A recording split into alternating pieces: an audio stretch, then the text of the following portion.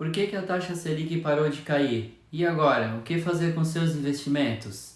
Na última quarta-feira, o Copom, que é o Comitê de Política Monetária, se reuniu e, por unanimidade, 9 votos a favor e 0 contra, decidiram manter a taxa Selic em 10,5% ao ano.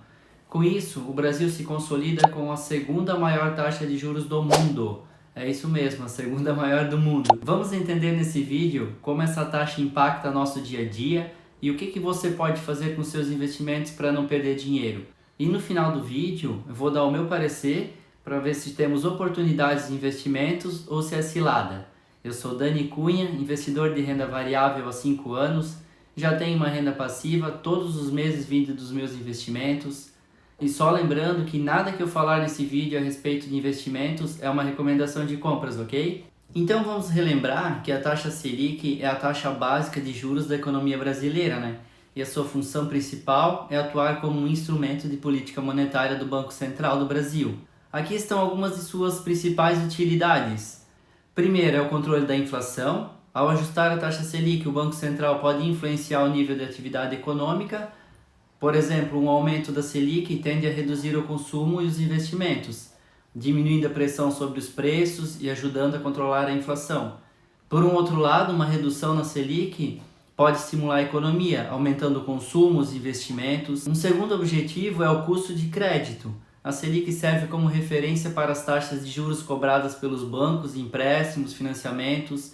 Quando a Selic sobe, os empréstimos ficam mais caros. E quando ela cai, por exemplo, o crédito se torna mais barato, mais acessível. O terceiro objetivo é a rentabilidade dos investimentos. Então a Selic ela influencia a rentabilidade de diversos investimentos, principalmente aqueles de renda fixa, como CDBs, LCIs, LCAs e títulos públicos, como o Tesouro Direto.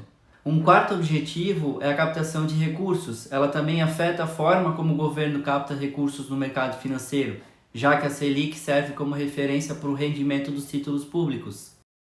Agora, por que o Banco Central parou de diminuir a taxa Selic nesta última reunião de quarta-feira? Bom, para responder essa pergunta e vocês não saírem daqui com dúvidas, precisamos saber que a meta da inflação ela é estabelecida com base em um índice de preços ao consumidor. Normalmente o índice de preços ao consumidor amplo, que é o IPCA. E é acompanhada de um intervalo de tolerância para acomodar as variações inesperadas na economia. Por exemplo, para 2024, a meta de inflação é 3% ao ano. Então ela pode variar 1,5% para cima ou 1,5% para baixo.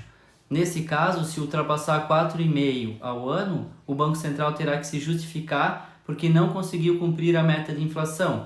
Por isso que o Copom ele se reúne a cada 45 dias, o que resulta em aproximadamente 8 reuniões ao longo do ano, e nessas reuniões o Copom avalia as condições econômicas, decide sobre o ajuste da taxa Selic. A agenda das reuniões do Copom é definida e divulgada antecipadamente pelo Banco Central anualmente já, então a gente já sabe quais são as datas das reuniões durante o ano. Durante essas reuniões são discutidas diversas informações econômicas, como a inflação, o crescimento econômico, o mercado de trabalho, as condições financeiras e externas, para tomar decisões informadas sobre a política monetária. Nessa última reunião, eles constataram que as despesas do governo estão crescendo rapidamente e muito além das receitas, gerando cada vez mais um déficit primário nas contas públicas. Isso traz incertezas em relação à meta da inflação, uma vez que a curva de juros futura ela disparou, ou seja, o governo precisa remunerar mais os títulos públicos para continuar rolando a dívida pública. Em resumo, aumentou o risco fiscal e diminuiu a credibilidade do governo em relação ao déficit primário. Então, o recado do Copom foi bem claro: o governo precisa ter responsabilidade com as contas públicas, para que o mercado acalme e as taxas de longo prazo diminuam, e o Copom possa retomar com novas quedas na Selic. Vamos lembrar que o mercado já estava prevendo que esse ciclo de queda da Selic poderia chegar abaixo de 2 dígitos, algo em torno de 8,5% a 9% ao ano. Agora tem analista prevendo que já é o fim desse ciclo de baixa, acredita? E se você está gostando dessa aula de economia, deixe seu like e se inscreva no canal para que eu continue trazendo mais conteúdos relevantes para você. Agora que a gente já entendeu o motivo pelo qual a taxa Selic ter parado de cair, vamos entender quais impactos no nosso dia a dia. Para você que gostaria de pegar um empréstimo para reformar a casa ou algo parecido, os juros que já é alto continuará alto? Para você que gostaria de fazer um financiamento imobiliário, os juros que já é alto continuará alto? Para você que tem um pequeno negócio e precisa de capital de giro, o juro já é alto e continuará alto? Para as grandes empresas que na maioria das vezes têm dívidas já contratadas de longo prazo, o custo do capital se mantém alto. Então vocês conseguem perceber o quanto uma taxa Selic alta ela é nociva para o crescimento do país? As pessoas não conseguem ter acesso ao capital e quando elas conseguem, os juros são muito altos, quase impagáveis. As empresas não conseguem crescer, muitas até fecham gerando desemprego. Então você vai me perguntar, tá bom, Dani, você é a favor de baixar a Selic na marra? Claro que não. Isso seria muito mais prejudicial para o Brasil, geraria uma crise muito maior, paralisaria o mercado, seria uma catástrofe. Com as empresas fechando as portas, aumentando muito o desemprego, é só a gente relembrar o que aconteceu no governo da Dilma, onde foram tomadas essas medidas. Não deu certo, tivemos a maior crise das últimas décadas, em 2015 e 2016, para quem lembra. Então o que a gente pode fazer com os nossos investimentos para não perder dinheiro? Não é nenhuma recomendação de investimento, mas para quem está em renda variável, bolsa de valores, a minha orientação é sempre investir em empresas boas, principalmente pagadoras de dividendos. Eu gosto muito de empresas de utilities, como os bancos, elétricas, saneamento, seguros. Cuide com as empresas de varejo, que são cíclicas e sofrem muito com os juros altos. Tem muita empresa de varejo aí bem mal das pernas. Lembre-se que o dinheiro da renda variável é aquele dinheiro que você não vai precisar.